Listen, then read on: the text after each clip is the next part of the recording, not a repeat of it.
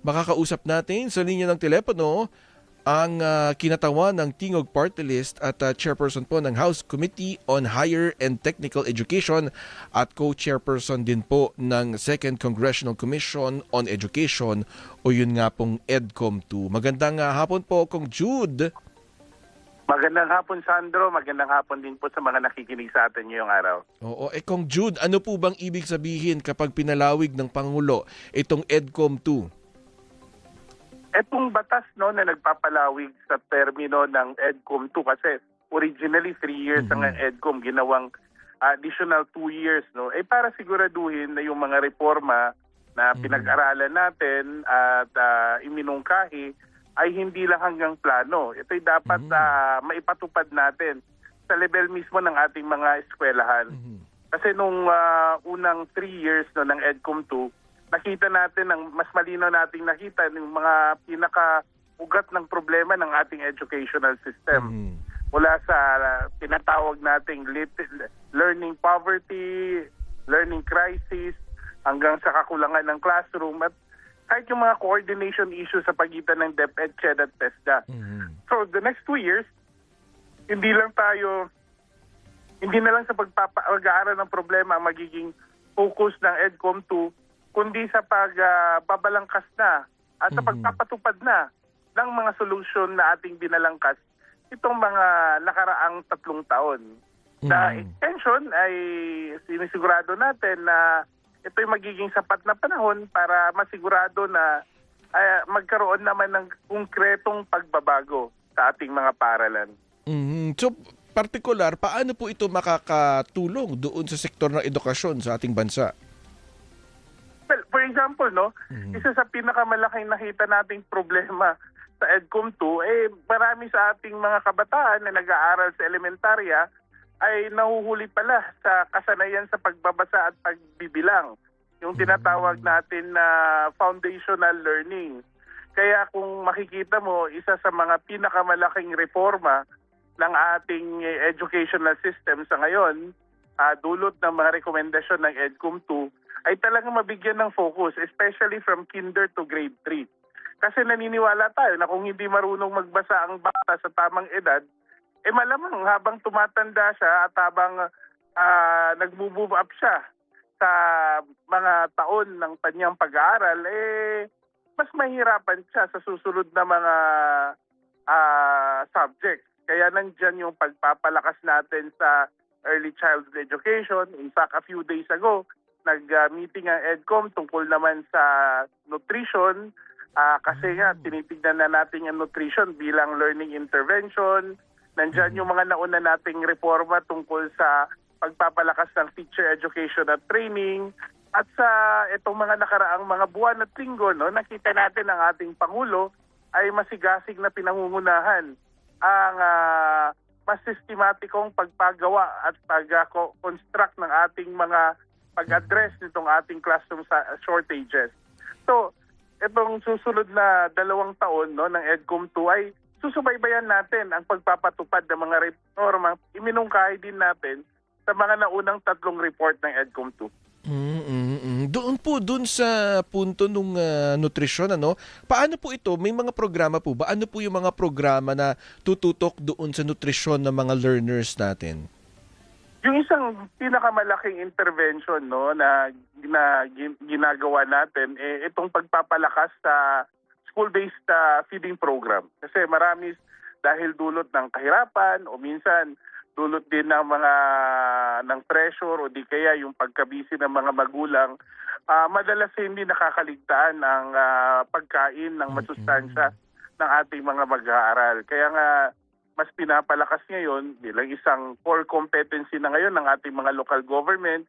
In fact, ang DILG sinama na natin dun sa pagpapatupad ng masustansyang pagkain program, yung ating school-based feeding program, para kahit papano magkaroon ng sapat na sustansya. Kasi ang isang malaking epekto ng malnutrition, especially sa first 1,000 days, nagre-resulta ito sa stunting. At alam naman ho natin na sa stunting, hindi lang ang physical na aspeto, attributes ng ating mga estudyante ang naapektuhan, kundi baka pati na rin ang kanilang cognitive capacity. Mm. At syempre dahil nga kabilang doon sa hamon ng ngayong makabagong panahon, yung AI, ano po yung pagtingin dito ng EDCOM? Meron po bang pagtingin na ang EDCOM kung ito ba ay makakatulong o may mga protocol ba na kailangang ipatupad para hindi din ito maging banta doon naman sa pag-aaral ng ating learners? Well, para sa atin, no, klarong-klaro po yun. Kung meron tayong magiging priority, ay hindi lang dapat natin inihahanda ang ating mga mag-aaral para sa demands ng buhay sa ngayon, no, sa kalagayan ng lipunan sa ngayon, kundi kailangan natin ihanda ang ating kabataan para sa pangangailangan at mga demands sa hinaharap. Kaya hindi naman natin makaila. Nandyan yung AI, nandyan yung teknolohiya, nandyan yung digital tools. At kung makakasabay ang educational system natin, mas panatag tayo na mas handa ang ating kabataan sa mga hinaharap na challenges natin, lalong-lalo na sa kanilang employability o sa kanilang paglinang pa. Malaking bagay din ang introduction ng AI at ng teknolohiya sa pagpapalinang ng pagtuturo, pag-improve ng learning sa ating mga classrooms. Mas napapadali at bagamat ayaw natin doon na hindi naman ito papalitan ng guro, mas magiging relevant naman ang pagtuturo sa ating mga silid-aralan. At yun nga, bilang paghahanda, yung tinatawag na employability. Syempre, ano po yung pagtutok naman ng EDCOM doon sa pagsiguro na kaya nga rin po tayo, di ba, isa doon sa mga naging dahilan kung bakit lumipat tayo doon sa tinatawag na K-12 ay dahil nga para at some point, kapag natapos ng mga learners yung K-12, pwede na silang makapagtrabaho, may makukuha at makukuhang trabaho. So ano naman po yung tutok doon sa EDCOM para nga masiguro na kapag nakapag-aral itong mga estudyante, mga learners natin, siguradong makapagtapos, siguradong makakakuha sila ng trabaho. At tama ka, no? Isa sa mga, kumbaga, focus din ng EDCOM to kung sa elementary at basic education, nakatuon sila sa basic, sa foundational learning. Tayo naman sa higher education at kahit sa senior high school, ay nakatutok sa employability. Hindi natin masisiguradong magagamit talaga. Siguro ang masasabi ko, ang pinaka-concrete, no, na basis na masasabi natin naging successful tayo sa educational reform ay kung makita natin nagagamit ng ating mga estudyante ang kanilang kasanayan at nagiging source ito ng kanilang employability. At dahil kadahilanan dito, nakikita natin, especially with higher education, the need to really align our learning competencies and even our curriculum with the demands of the workplace. At suggestion, meron na tayong yung enterprise-based education and training, meron pa tayong yung lifelong learning, ito mga alternative pathways para mas mapakita na hindi lang para makagraduate. Hindi tayo doon natatapos sa pagiging graduate lang, kundi talagang nakatutok tayo sa employability ng ating kabataan. Kasama rin dito, Sandro, na i-focus din natin yung tinatawag naming umbaga seamless pathways, no? Yung pwede kang, like for example, graduate ka ng usually, no, for example, for mechanical engineering sa bansa natin, 4 years, no? 4 years. Pero kung hanggang third year ka lang, or second year ka lang, kumbaga parang halos sabihin na natin, ang tingin sa'yo, drop out lang.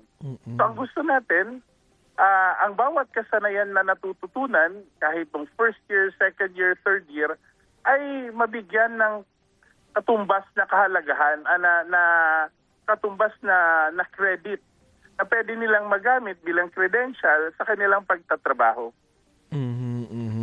Syempre yung isa pang tanong dyan, Kong Jude, yung mga guro. Kamusta naman po yung bilang ng ating mga guro, yung ratio ng guro sa mga estudyante at syempre yung kasanayan din nila. Ito po ba ay kasama din doon sa magiging pagtutok ng EDCOM doon sa extension? Well, based on the reports ng EDCOM, no, critical lang magiging contribution ng ating mga guro. Kaya nga ang faculty at teacher development isa sa critical na mga concerns ng EDCOM 2. Nandiyan yung Teacher Professionalization Act na nagpapalakas pa sa ating teaching profession. Nandiyan din yung ating mga proposals kung saan matutulungan ng ating mga teacher na mas responsive doon sa content na tinuturo nila. Like, kasi minsan, no, meron tayong mga subject teacher, nag-master sila, nag-major sila ng sabihin na lang natin, English, or nag-major sila ng music. Pero dahil sa kakulangan ng teachers, napipilitan silang magturo ng science or iba pang mga subjects na hindi naman talaga sila handa. So gusto nating ma-address yung problemang yon. Nakita din natin na mahalaga din, no, yung professional progression, yung career development ng ating mga guro. Kaya nga po nung nakaraang taon, ipinasaho ng Kongreso at tayo po ang isa sa mga mayakda nun, yung Expanded Career Progression Act na masisigurado natin na wala ng teacher na magre-retire na teacher 1 or teacher 2 at lahat po ng mga teacher magkakaroon na ho ng opportunity na sila po ay ma-promote at magkaroon ho ng mas kahit papano may konting ginhawa naman sa kanilang hindi lang compensation but also pagkilala sa kanilang teaching competency. At siguro panghuling tanong ko na lang Kung Jude, yung mass promotion, yung de facto mass promotion na naganap, ito po ba ay makikita pa rin ba natin ito sa mga darating na school year o talagang mas tututukan na talagang maghihigpit parang hindi basta-basta ma-promote o mag-accelerate yung mga estudyante na hindi pa naman din ganun kahasa? Definitely yun nga nakita natin, lalong-lalo na nakita natin na may gaps, no, sa grade level ng ating kabataan sa actual learning competency nila. So, itong mga nakaraang taon, bagamat alam naman natin hindi naman niya opisyal na pulisiya, kundi dahil nakadikit, no, sa performance rating ng ating mga teacher, ang retention rate nangyayari na kahit nga hindi pa akma sa kasanayan pinamove up yung bata, no? Pinagpro-progress siya sa grade system. At nakita natin ang epekto nito. Meron tayong mga grade 5, grade 6, minsan high school, nahirap din magbasa, hirap din unawain yung kanilang binabasa. And I think it's important at in-acknowledge naman to ng EDCOM 2 na talagang kailangan bigyan ng prioridad ito. Hindi pwedeng i-penalize ang teacher kung talagang nahirapan naman talaga ang estudyante. Pero hindi tayo natatapos doon. Kasi meron tayong mga programa, minungkahi din natin to, yung ating aral program kung saan tinutulungan naman natin ang ating mga kabataan nag-aaral sa public school na may remedial classes o di kaya merong mentoring program kung saan matutulungan silang makahabol at mas makikita. Ang maganda dito, hinahanapan natin ng solusyon kesa sa nangyayari na talagang hindi na lang natin pinapansin at tuloy-tuloy sila sa kanilang pag-progress sa kanilang pag-aaral. Kasi later on, parang ang makakadagdag din yan, kapag hindi pa talaga sila ganun ka-competent, kapag nagkaroon ng mga pagsusulit, makikita na talagang hindi pa, kumbaga, hilaw pa itong mga estudyante, Kung Jude, di ba? Yes, lalong-lalo na pagdating nila ng high school at college. Kasi minsan meron tayong mga estudyante sa senior high na o di kaya sa kolehiyo, kahit sa kolehiyo, no? Nahirap talagang unawain yung mas matataas na konsepto, yung mas malalim na mga pag-aaral kasi nga yung basic na kasanayan, no? Yung reading at numeracy skills talagang may pagkukulang. Kumbaga bago pa umabot sa kolehiyo o sa senior high, salain na para nga masiguro na pagdating nila sa mga ganung antas ng edukasyon, may ibubuga na. Kumbaga nasalanan, nasanay na, nahasa na noong bata pa lamang. Maraming salamat, Kung Jude. Maraming salamat. Magandang hapon po. Ayan po si Kung Jude Asidre, ang kinatawan ng Tingog Party List at chairperson po ng House Committee on Higher Education and Technical Education at co-chairperson din po ng Second Congressional Commission on Education o yung EDCOM 2.